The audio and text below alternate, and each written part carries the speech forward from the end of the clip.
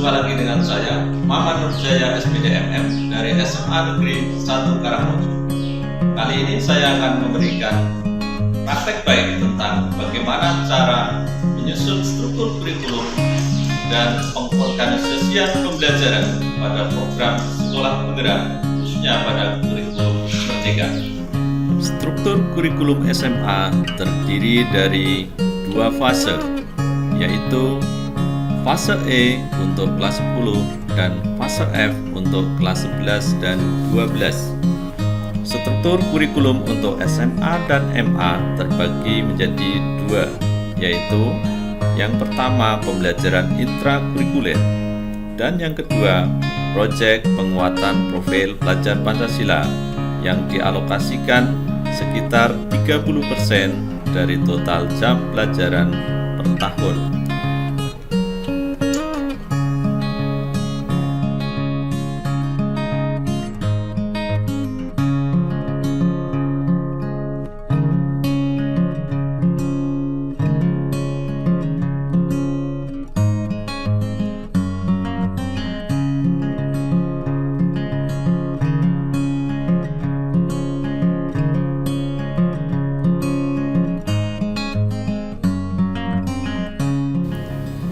Praktek baik struktur kurikulum dan pengorganisasian pembelajaran di SMA Negeri 1 Karangmojo tahun pelajaran 2021-2022. Sebagai dasar hukum di dalam menyusun sebuah struktur kurikulum di satuan pendidikan, antara lain di dalam sekolah penggerak atau kurikulum merdeka, yang pertama adalah Kemendikbudristek nomor 165/M/21, kemudian diperbarui menjadi Kemendikbudristek nomor 371/M/2021, dan terakhir diperbarui dengan Kemendikbudristek nomor 56/M/2022 tanggal 10 Februari 2022 tentang pedoman penerapan kurikulum dalam rangka pemulihan pembelajaran. Nah, ini adalah struktur kurikulum SMA kelas 10 berdasarkan Kemendikbudristek nomor 165. Sebenarnya hampir sama antara Kemendikbud nomor 165, kemudian 371, dan kemudian terakhir adalah dengan Kepmen 56. Di sini dijelaskan bahwa alokasi waktu mata pelajaran SMA kelas 10 ini diasumsikan bahwa 1 tahun adalah 36 minggu. Nah, kemudian kita lihat alokasi waktu per tahun di setiap mapelnya. Kemudian yang kedua adalah alokasi proyek minimal 25%, kemudian total JP per tahun. Misalnya pendidikan agama Islam dan budi pekerti ini adalah 72 minggu di dalam 1 tahun.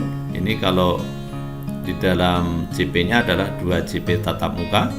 Kemudian untuk proyeknya ini adalah 36 minggu atau 33%-nya. Kemudian total JP-nya adalah 108, ini per tahun. Maka kemudian nanti di dalam pengorganisasian pembelajaran atau di dalam penghitungan jam pelajaran dibagi menjadi 2 semester. Nah, kemudian selanjutnya untuk mapel-mapel yang lain seperti PKN, kemudian juga bahasa Inggris dan PKWU ini tidak genap 72 minggu ya, tetapi lebih sedikit. Maka nanti ada perbedaan sedikit tentang jumlah JP-nya ini. Nah, kemudian untuk pilihan mapel ini ada seni musik, seni rupa, seni teater, kemudian seni tari dan prakarya. Nah, ditambah dengan muatan lokal. Kalau di DIY muatan lokalnya adalah bahasa Jawa. Nah, pembelajaran reguler untuk mapel-mapel yang tadi saya sebutkan seperti PPKN, bahasa Inggris, seni dan prakarya itu tidak genap penuh 36 minggu ya, untuk memenuhi alokasi proyek ini. Nah, maka dari itu nanti di dalam strukturnya agak berbeda. Total JP-nya adalah 1.548 in per tahun ya. Nah, itu kemudian di dalam Kemendikbudristek nomor 56 ini ada penyempurnaan sedikit sebenarnya ini, terutama pada keterangan mengenai satuan pendidikan tentang penyediaan minimal satu jenis mapel pilihan yang tadi di permen yang pertama itu belum jelas, maka ini diperjelas di Kemendikbudristek nomor 56. Untuk mapel pilihan untuk seni dan prakarya ini adalah seni musik, rupa, teater, kemudian seni tari dan prakarya.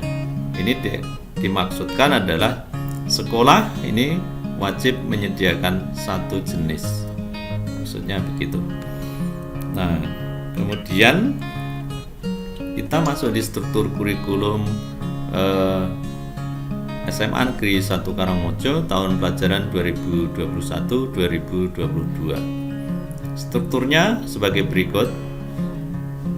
Ini adalah dikembangkan dari struktur yang sudah ada di dalam Kepmen ya. Yang pertama adalah untuk mapelnya. Untuk mapelnya dari pendidikan agama Islam, Kristen dan Katolik ya. Ini. Kemudian PPKN bahasa Indonesia, matematika, IPA, kemudian IPS. Nah, untuk IPA dan IPS itu masih disendiri-sendirikan ya.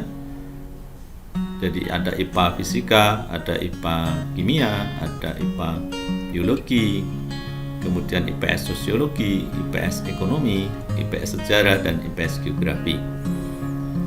Nah, kemudian untuk mapel bahasa Inggris, kemudian penjas olahraga, penjas orkes, kemudian informatika, kemudian prakarya dan kewirausahaan dan muatan lokalnya bahasa Jawa.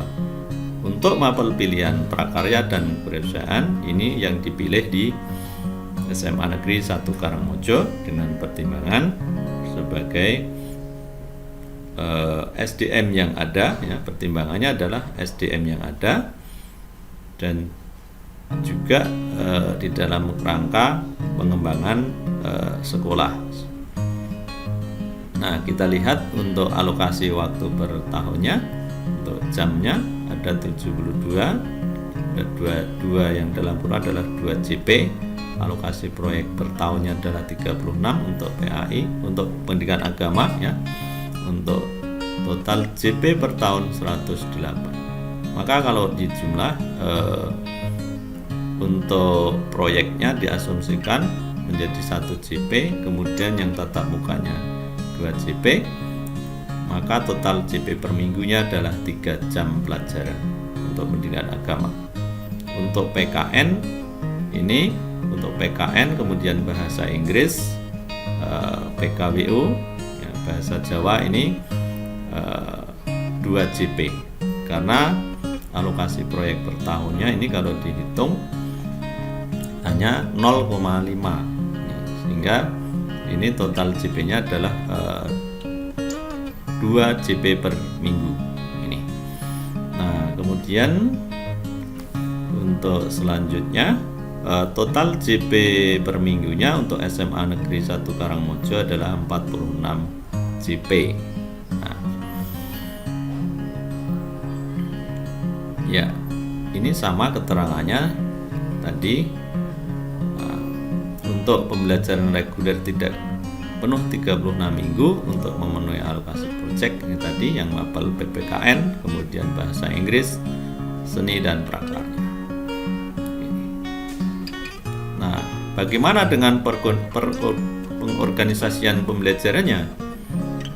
Nah, ini adalah praktek baik yang dilakukan di SMA Negeri 1 Karangmojo terkait bagaimana mengorganisasi pembelajaran.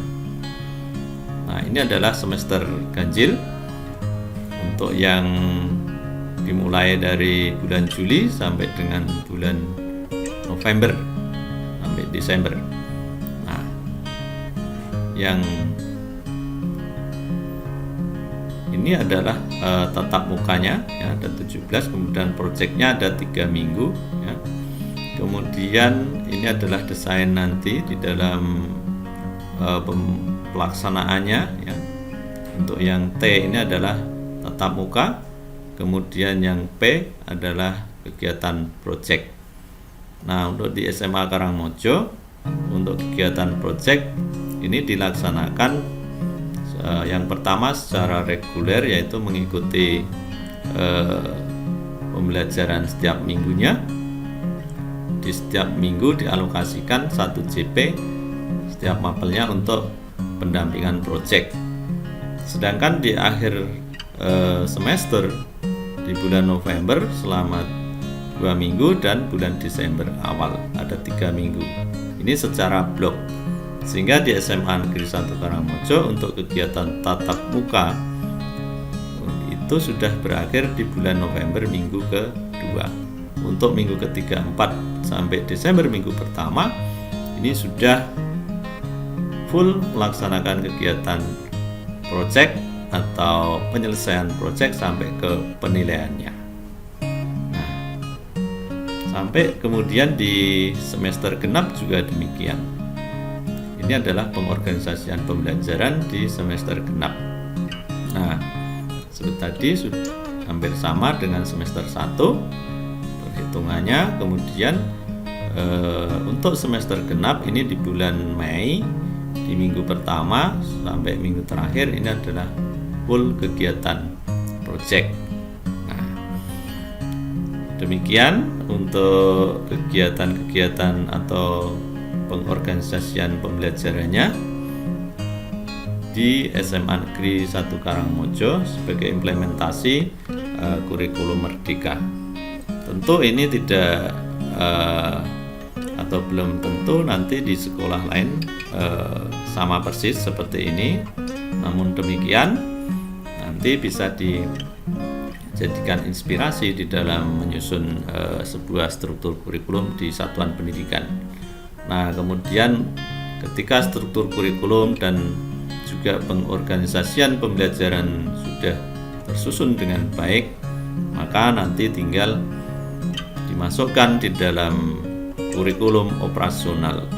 Nah, atau sekarang namanya kurikulum operasional sekolah. Kalau dulu yang pertama namanya kurikulum operasional satuan pendidikan. Demikianlah yang dapat saya sampaikan tentang praktek baik bagaimana menyusun struktur kurikulum dan juga pengorganisasian pembelajaran. Semoga bermanfaat dan memberikan inspirasi bagi para pemirsa semuanya. SMA, maju bersama, hebat semua.